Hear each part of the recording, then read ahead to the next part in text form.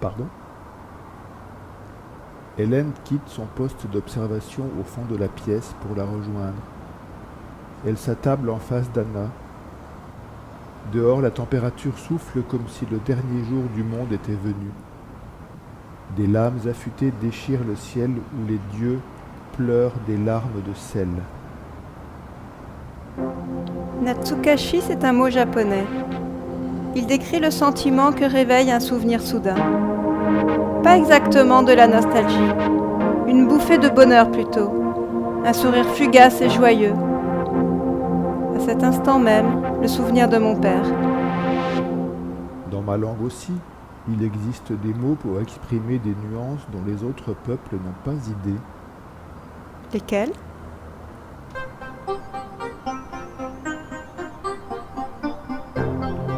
Pour nous, il est impossible de résumer les différents états de l'eau en un seul mot.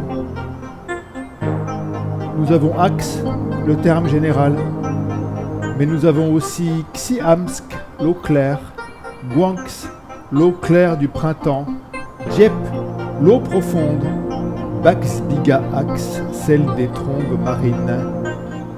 Même chose avec les saumons, ux, les koos, miso, les sockers, stimoun, les roses.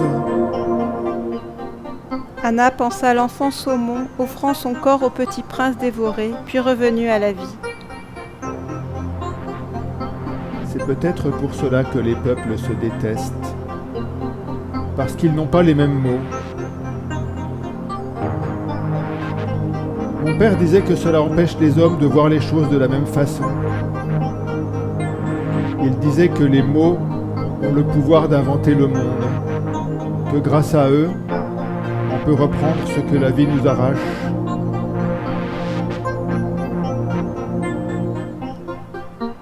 Un masque de douceur tombe sur le visage d'Hélène. Robert, son défunt époux, aurait pu tenir de tels propos. Lui aussi croyait à la puissance de la parole et des histoires. Il était convaincu que pour peu qu'ils déploient leur volonté dans cette direction, les hommes ont le pouvoir d'échapper aux lois dictées par le sang, de se libérer des choix que d'autres ont faits pour eux et des liens passés pour en tisser d'autres, plus forts encore.